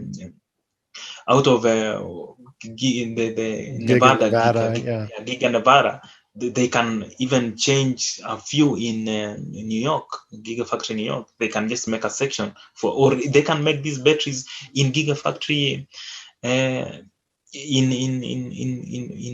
Berlin. Mm-hmm. They can do that, because even China, they can do that also in Shanghai. But where do these other motor vehicles get their batteries from? Because at the moment, the scarce thing in the EV sector is the batteries. And if you don't have a plan for getting your batteries or your batteries, the batteries is the butter, is the bread and butter for EVs. And if you don't have them, that's you're just fundamental. Promises. You're just making promises, yes. Yeah. And I think even when you look at NIO, the only thing that has been holding NIO to not have a lot of vehicles out there is the batteries that they don't have. Their technology, they're not actually ensure that the technology that they are using is okay. And I think right now NIO is actually getting better and better, which I'm even confident in NIO than these other manufacturers that they're talking here about 2025, 2023, 2020. By 2025, how many vehicles are you going to produce? That is the key question. I know by 2025, Tesla will have delivered nearly 1 million Cybertrucks. Mm-hmm. Or nearly, if it's not 1 million, it's probably 600, 700,000 Cybertrucks. By 2030, Tesla will be generating about 2 or 3 million vehicles a year. Yeah. What about these? If these other companies are going to generate 40,000, 50,000, 150, 200,000, as compared to nearly 5 million for Tesla, it's not really going to be so important. What is important at the moment is for these companies to concentrate on manufacturing of EVs. If not, then they're going to find themselves back way behind. And when you look at people like Sandy Monroe, a specialist, I think Sandy is a specialist in manufacturing, and I will take whatever he says than these other CEOs for these companies who are just putting out face out there to say, oh, we are confident we are going to do this. No, Sandy Monroe is saying that these guys are 3 to 7 years back in terms of technology, in terms of EV technology. Battery technology, in terms of manufacturing, because manufacturing EVs is way different than the normal, these other combustion vehicles, because the whole aspect of ICE vehicles is the engine. For the EVs, it's the battery, it's the motors, it's the tech, it's the software. So if your software is not good, then your electric vehicle is not good. If your battery technology is poor, the range is just so small. Like, if you're not good at all of these things, then it just hampers how you're going to progress in the EV manufacturing market. So we've been talking about how legacy auto is at least entering the fray. It's playing the game. It's Yes. taking EVs much more seriously than they used to. Yes. And this article that I raised is by Bloomberg.com, and it's from April 1st. So maybe it's an April Fool's joke. I don't know. But anyway, the title is Legacy Autos Claim Their EV Premium After Missing 2020 Rally.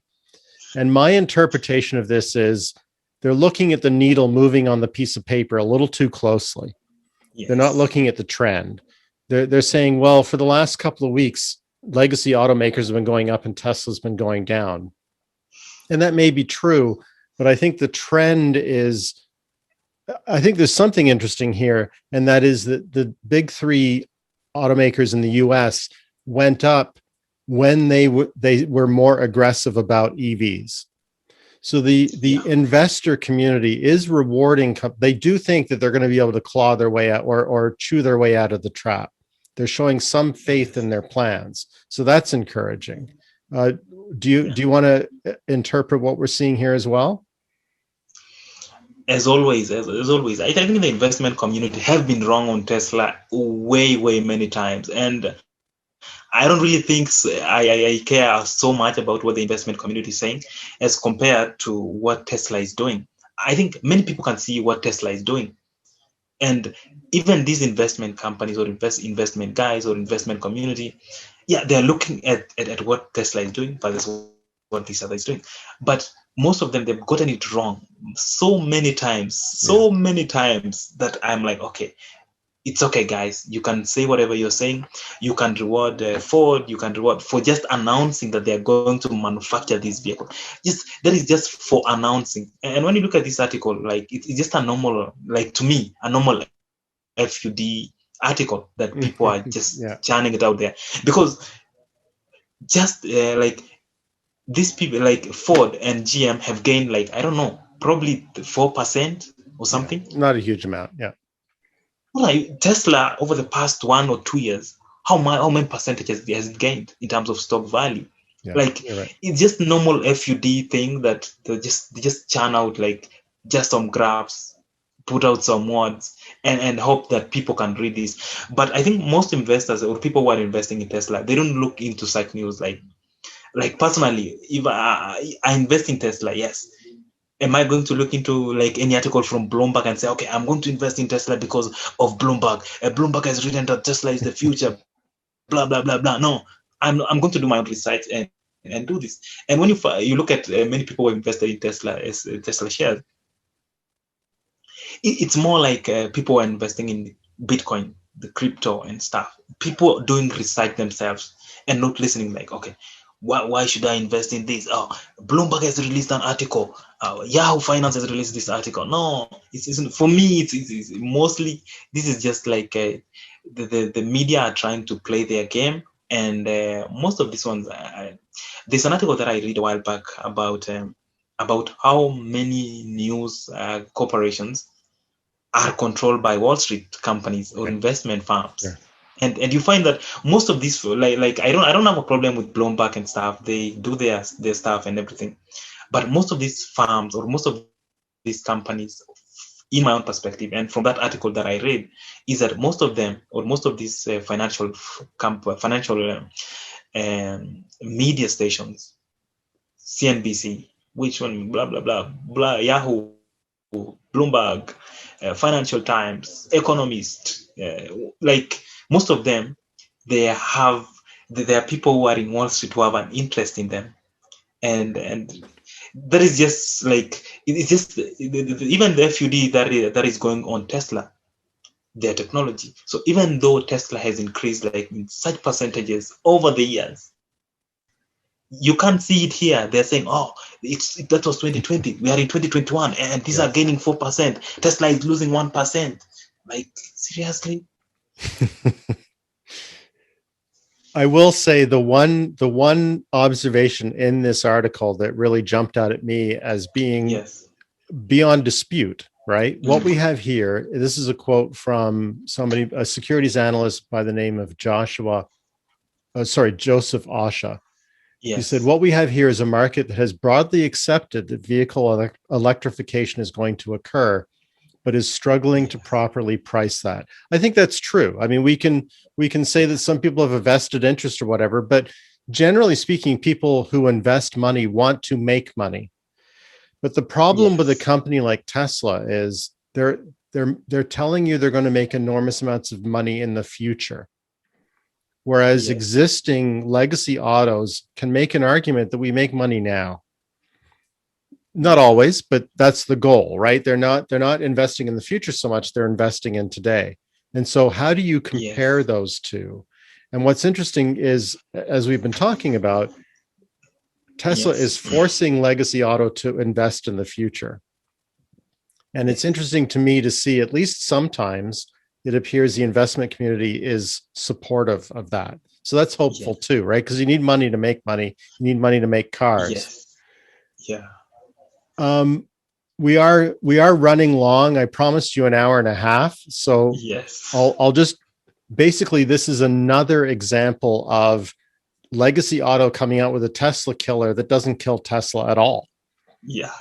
The BMW i4 M50 seems like a desirable vehicle in comparison to the Model 3 performance. I would be happy if I went to a rental counter, a car rental, and they said, I'm sorry, we only have BMW, I wouldn't complain. But in terms of value, in terms of features per dollar, Tesla still comes out ahead. It's the same story every time.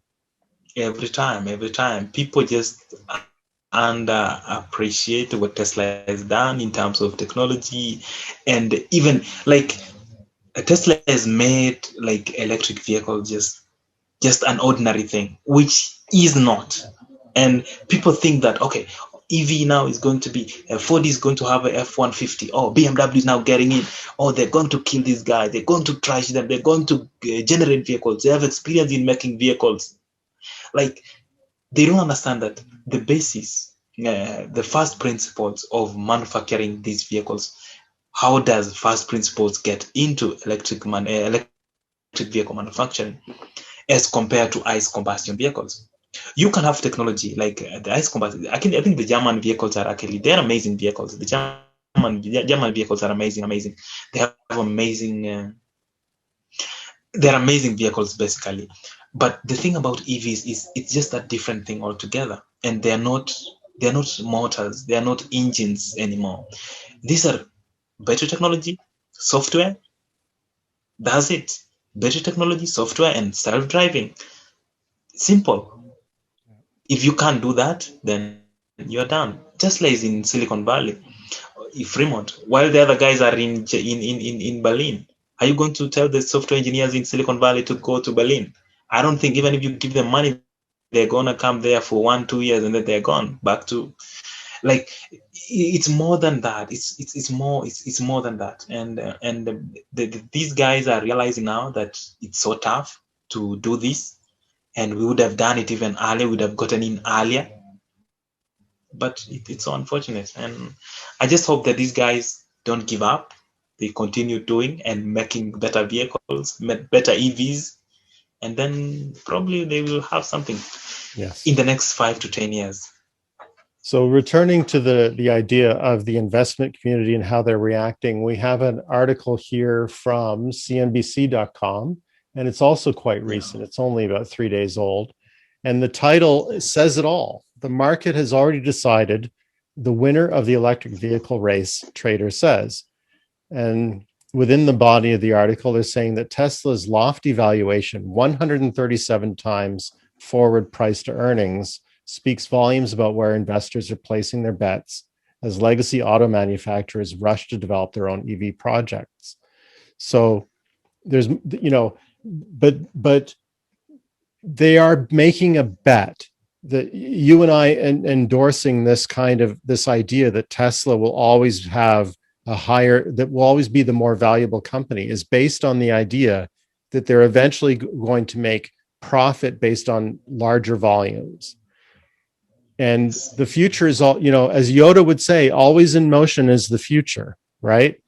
We don't know exactly what's going to happen, but it seems logical to me that at this point, Tesla deserves a higher price to earnings multiple than any other car company. Yeah. Especially because they're not only a car company. It's a technology company. Yeah. It's a technology company. It's a battery production company. It's a lot of things. Tesla right now is a lot of things. So like just the way this guy is saying, I think I agree with him. And when you look at Tesla, like in 2017, 2018, it was less than $50 billion in valuation. Yeah. They would have gone under.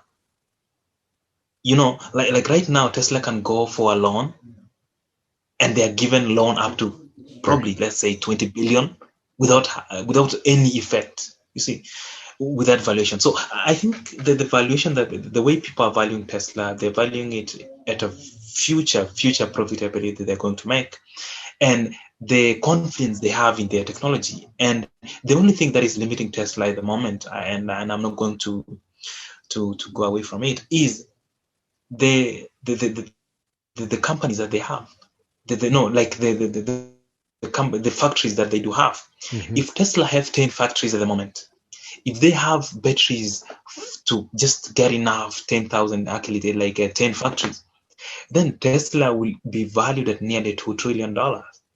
And $2 trillion. And that one I'm sure about. And I think within the next 5 years, with Tesla having nearly 10 gigafactories in 5 to 10 years, Tesla will be a $2 trillion company, and that is easy, just easy. While other manufacturers are struggling. So if Ford wants to go for a loan right now, how will the terms be? If General Motors want to go for a loan, how will their terms be? If Daimler wants to go for a loan to have new EV factories, how will the loan terms be as compared to Tesla? And I think a lot of people don't look into these ones. If Tesla wants to just sell out more shares or create more shares so that they can raise capital, it's not going to be diluted. It's going to be easier for them to do that. And I think these are the things that the investor community has vested into Tesla. And these are things that are going to put Tesla even further ahead in terms of advancing the technology and increasing their factories. And when you look at how the Gigafactory Shanghai came in, or actually just ramp up the production, it's something like no other. And I think they're going to now to improve on how they made Shanghai, and how they're going to make Berlin, how they're going to make a Gigafactory in Texas, Austin, and these are the things that so what Tesla has learned over the years is going to help them further going forward. The legacy automakers, what they have learned in the past, is not going to help them anywhere when they transition to EVs, and that is how paradoxical it is for the legacy automakers. That's a great observation. I mean, one of the things we forget is they're becoming good at making factories. Yes. That's the amazing thing. We have 2 articles left. Yes. And the next one is called The Electric Vehicles Race, Tesla versus Legacy Car Companies.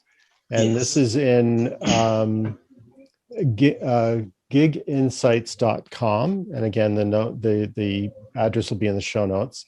And basically, they are anticipating that legacy auto will begin to churn out electric vehicles, and this will affect the share that Tesla has. And I think we need to be careful about our terms here. I think it is possible that right now, what is Tesla's percentage of the electric vehicle market? It's probably 50% or more. It's not 50% of the entire car market. It's a tiny fraction. But as EVs become a larger percentage of the car market, Tesla's going to have a much larger share of the car market. Not necessarily a larger share, or it may have a smaller share of the EV market, but that's going to be the whole market. Yes. Nobody was going to say that Tesla could. Even Elon Musk has said, "I can't make half the vehicles in the world." Yeah. Right. True, and as you're saying, it's true. You know what these guys are saying here. I don't know how most of these guys actually look at things. Like, if electric vehicles increase, who is losing? The legacy automakers, basically. Exactly. Even if they increase their vehicles, we have other companies like Rivian. We have other companies like maybe QuantumScape. Other companies which are new and they are purely EV. Like, at the end of the day, the legacy automakers are losing. Even if Tesla share market in EV is going to decrease a little bit, but who's losing? The fight. Exactly. I think it's the legacy automakers, basically. But people just tend to close their mind, like, okay, Tesla is going to lose as these guys. Oh, come on. Like, even Elon Musk and Tesla enthusiasts are even happier when you transition to EVs, because you're actually you are just making the technology. You're just saying that this technology works and it's okay. And even Tesla's valuation will even go higher as these other electric vehicle manufacturers gets into EV, because they are now like, okay, this technology is proven and we are going to get in, and people will, okay, Tesla's technology is proven, and the company with the best technology in the market right now is who? I'm going to invest there. I'm going to invest in this technology, Tesla technology. I will bet on Tesla than these other EVs who are still struggling to maybe increase the production, to ramp up their production. Tesla will be ramping up their production. Actually, Tesla right now is actually the gigafactories, I think, are the machines that make the machines, if you ask me, in a wider perspective. Right. Even though there wouldn't be a machine that will make the machines, but I think gigafactories will be the machine that will make the machines. So, and Tesla is changing every single day. They're reducing parts. They're doing this and that. And I think people don't, mostly people are like they are close-minded sometimes when they're looking at Tesla. And when you look at Tesla, I usually just go back, even as much as I am an enthusiast, Elon Musk enthusiast, Tesla enthusiast. But when you just sit down and just relax and say, okay, let me drink this on a coffee.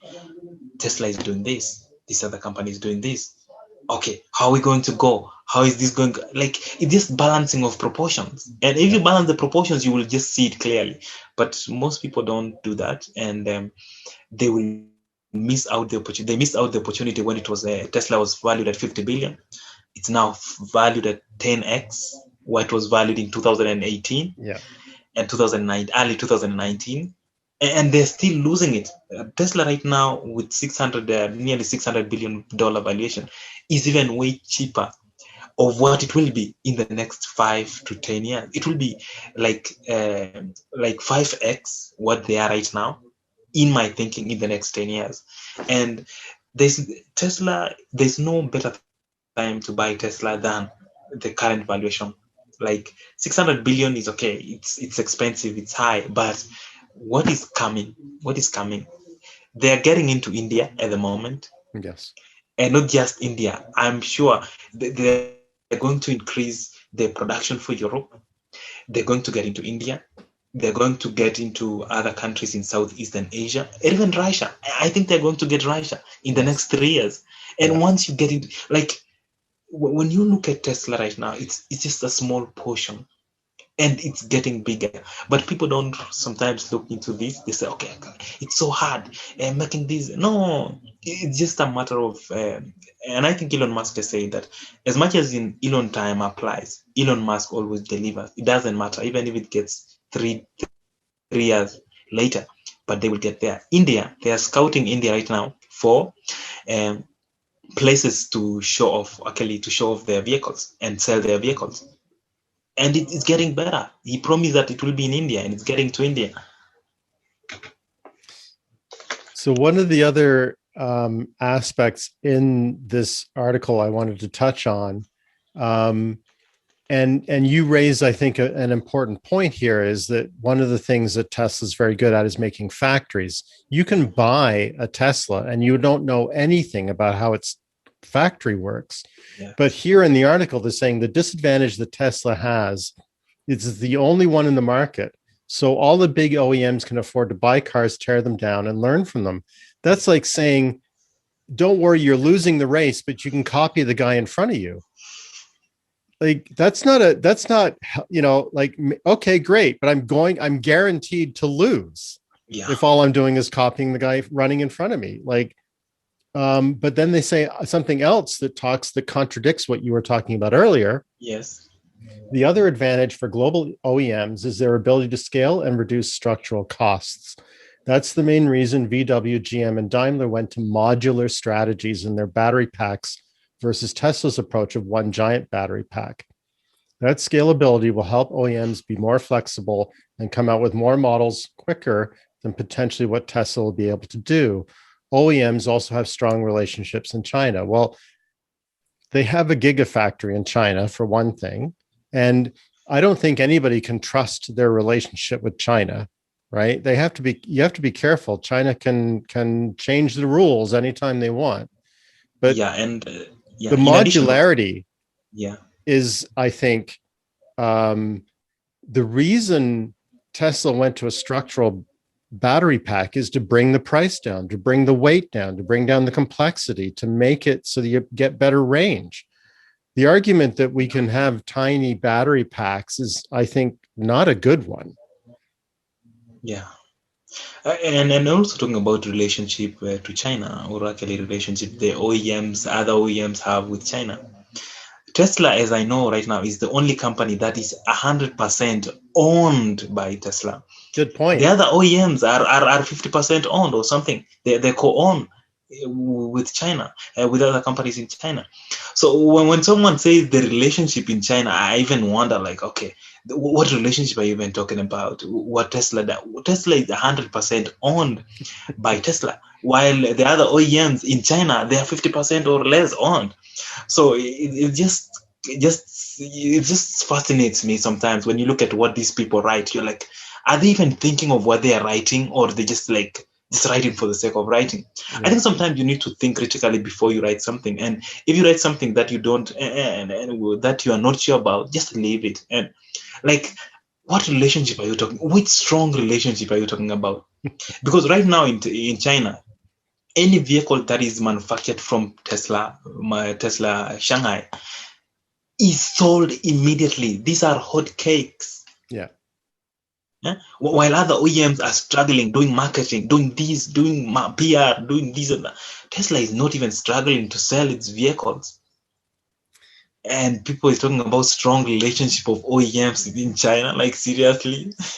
So the next issue I wanted to raise is I've highlighted here where I'm quoting the article. Every time a supplier wants to provide a module, they must rewrite their code. They being the OEMs, the manufacturers, must rewrite their code for every. The supplier has to rewrite their code for every manufacturer because it must operate in a consistent manner with that vehicle's operating system. So this is speaking to an advantage that Tesla has, which is it's very vertically integrated when it comes to the electronic systems within the car. And in fact, because they're so focused on AI, you can see a future where they slowly remove modules and separate systems, and the whole car is run by a central artificial intelligence, which sounds science fiction, but once you've done it once, you can do it for all your vehicles for nothing, right? Yeah. And so Yeah. you wind up with a car that's much cheaper to manufacture for that reason as well, because you're not relying on a supplier network that has to knit everything together. Yeah.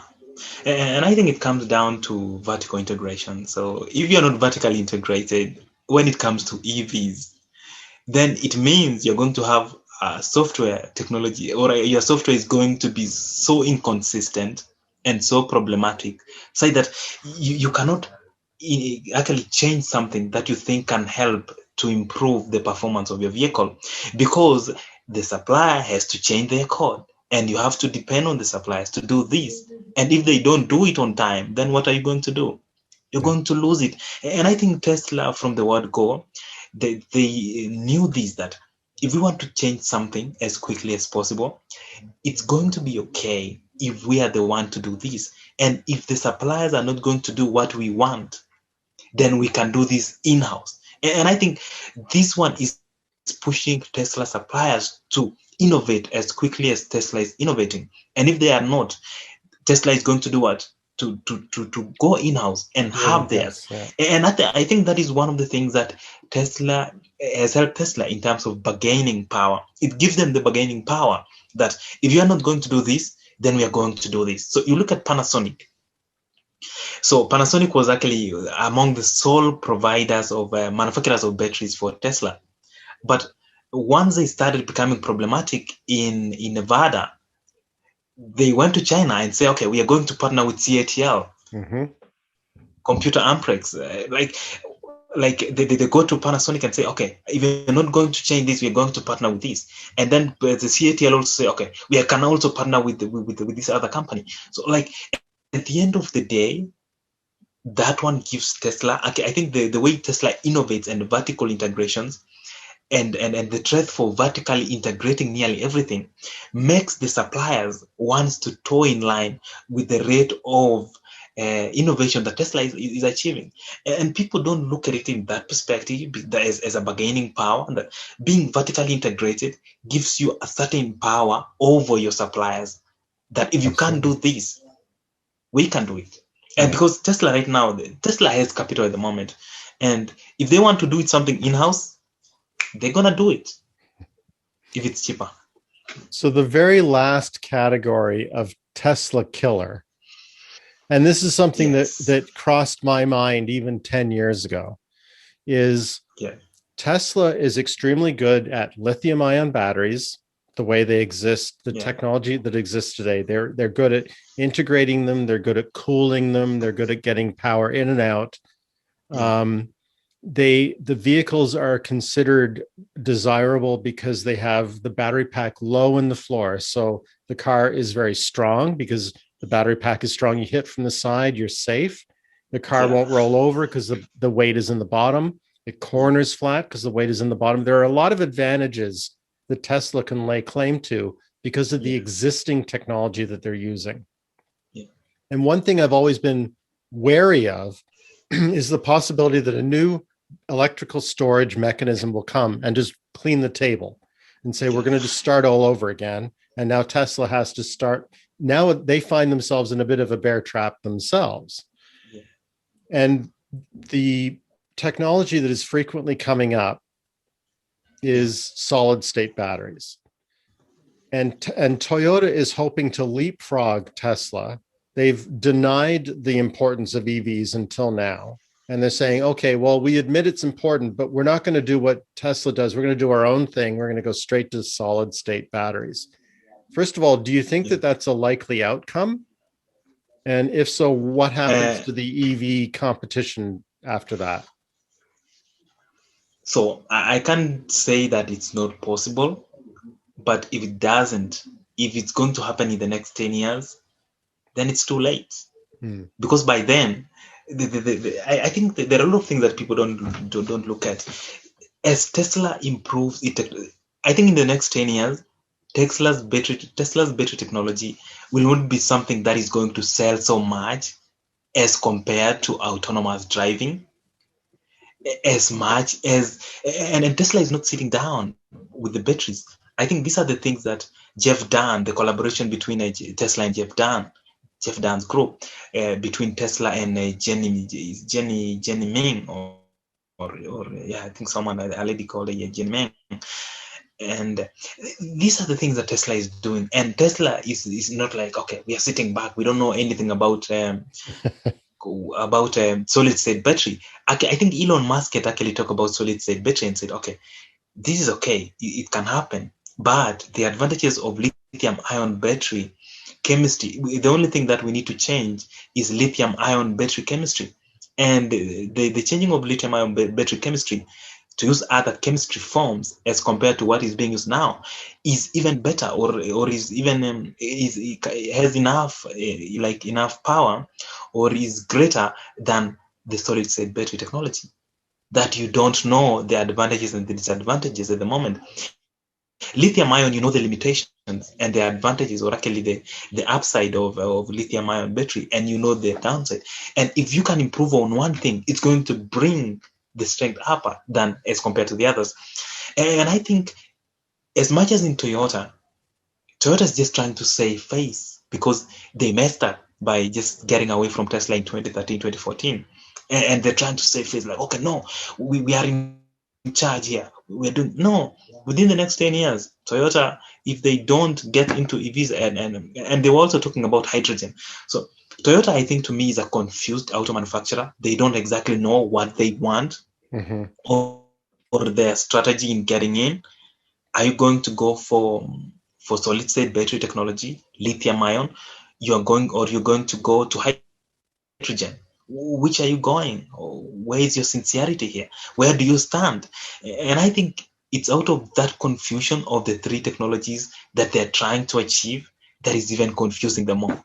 And I think until they choose one technology to go for, if it's solid, then go for solid. If it's lithium ion, go for lithium ion. If it's hydrogen, go for hydrogen. If you separate all these three, you'll be using your capital in three technologies that even so two of them are not going to work. Only one will work. So just concentrate on one and go in. And I think as Tesla's advantage in the next 10 years will not be its battery technology, because people can catch up. It will be autonomous driving, which I think a lot of people haven't actually thought about what comes with autonomous driving. What are the advantages of Tesla leading autonomous driving? Like, if you can just license your autonomous driving technology, how much money are Tesla going to make? Yeah. Like, people don't look into that, and they just look into the battery technology. Oh, they're going to make these vehicles. Oh, no. Look into it in different perspective. And a lot of, I think, having followed Tesla from 2016 up to now, I think I can see where they're going probably in the next 5 to 10 years. And if self-driving technology is for the next 10 years, then if Tesla actually nails autonomous driving, what are the other OEMs going to do to nail autonomous driving? Because in autonomous driving at the moment, there are only three that are. It's Tesla, which is, to me, is number one. Number two is not Cruise. It's the Israeli company. So there's Cruise in number three, and then there's the Israeli company. Yeah. I don't know the name of the company in my head at the moment, but I know it's an Israeli company. Tesla used to use their self-driving technology back in the day. But at the moment, Tesla has data. So if it comes to data, then Tesla is way ahead. And as more millions of vehicles get out there, who's going to have the advantage? So just looking at these things in that perspective, that you can really know the potential of Tesla as compared to other OEMs. And you realize that people like Toyota, they're not really keen in transitioning to EVs. They just want to make money out of their current vehicles. Sure. And that's it. But with solid state battery technology, blah, blah, blah, it's just like giving hopes to people that, Toyota is working on something. One day you nail it, Tesla is going to be crashed. Like, I don't see any crashing even from Toyota. At the moment, Toyota is not even in the top 5 or even 10 EV vehicle competitors for Tesla. And the Prius was an epic. I don't know. I can't say it was a success. The Prius, it wasn't so much of a success because they are not even producing the Prius anymore. So, well, no, the Prius is still available. They still make the Prius, but I don't think it's expanding. I don't think the numbers are expanding. And yeah, they do have a plug-in version, but you're getting into a situation where you're carrying around a lot of equipment just to make electricity for the motors, really. You're carrying around an internal combustion engine for that. At some point, you have to say, it's the batteries that do the same job are cheaper. And so I'm a bit surprised that they haven't come out with a pure EV Prius. That is why I was saying they are confused. They are actually the most confused OEM. That should not be. They should actually be number 2. Mm-hmm. They were ahead of the game. According to me. Yeah. Yeah, but if you just focus all your efforts in 3 different things or 4 different things, then you're getting confused. And the capital that you have used here, you just concentrate. If they had concentrated on the Prius and improve the Prius to make it EV, then they would be further ahead. And then they're talking about the RAV4 electric. They're talking about the hydrogen. Like, what exactly are they working on? What exactly is Toyota working on? And then they're now putting their hopes on solid state battery. Like, really? No, I don't think Toyota is very serious in EV. Yeah, I would challenge Toyota. I don't think it's very popular elsewhere in the world, but the big pickup truck here is called the Tundra, the Toyota Tundra. It competes with the Silverado and the F-150 and the Ram. It's a big vehicle. You're probably more familiar with the Hilux. We have something similar called the Tacoma. Yes. The big truck here doesn't sell very well. So why not put batteries in it? Why not do the F-150 route? It's the same design. It's a body on frame, and it's less of a commitment than Ford, because the Tundra doesn't keep Toyota alive the way the F-150 does. But the thing is, Toyota has the same options. They can put it under the Land Cruiser. They can put it under the Lexus version of the SUV. Yes, Lexus. They could come out with some really appealing vehicles that way. And it doesn't, if they're wrong, they're not killing the company. Yeah. I think it boils down to the management, and I think once you are in a rabbit hole that you are denying EVs that the future, then when you find yourself down there at the bottom of a hole, you're trying to remove to get out there, and when you hold this side, it's slippery. This other side, slippery. You try to look up, it's raining. What are you going to do? You're just so confused, and I think they're confused. Yeah, and they're not serious. They're confused and not serious at all. And they're going to find themselves in a situation whereby by 2025 to 2030, their EV, their vehicle, the vehicle they are selling, the ICE vehicle they're selling, they're going to decrease. And at the end of the day, EVs are going to always increase in market share. And if the EVs are increasing, and Toyota are the manufacturer, the vehicle manufacturers who sell the most ICE combustion vehicles, then their market is going to even go further down. And I think that is what they are scared about. They just don't know what to do, and they're counting on the Japanese government to help them on these efforts. Sure. Of which it's okay, the government can help you in the efforts, but at the end of the day, it's capitalism. It's whether you're making profit of these vehicles or you're not. And if you are not, then you're going to die at the end of the day, because you will not be supported by the government for a long time, even once the technology has been validated. It boils down to the capital. It boils down to capital, like just the normal capital stuff, labor, cost, blah blah blah, like this normal materials, stuff. Yeah. and I'm just so sad that Toyota is doing this. And Toyotas here, there are many Toyota vehicles here, and I think they are the majority in the market here. Mm-hmm. And well-regarded vehicles. I feel so bad. I feel so bad for them if that is the thinking they are going and the approach they are going, because solid-state battery has not been validated. It's not like lithium. Lithium-ion batteries have been validated, and Tesla has validated this technology. Other OEMs has validated this technology. And if you're talking about solid state battery technology that has not been validated by anyone, and you're banking everything on it, what if it's not validated? What are you going to do?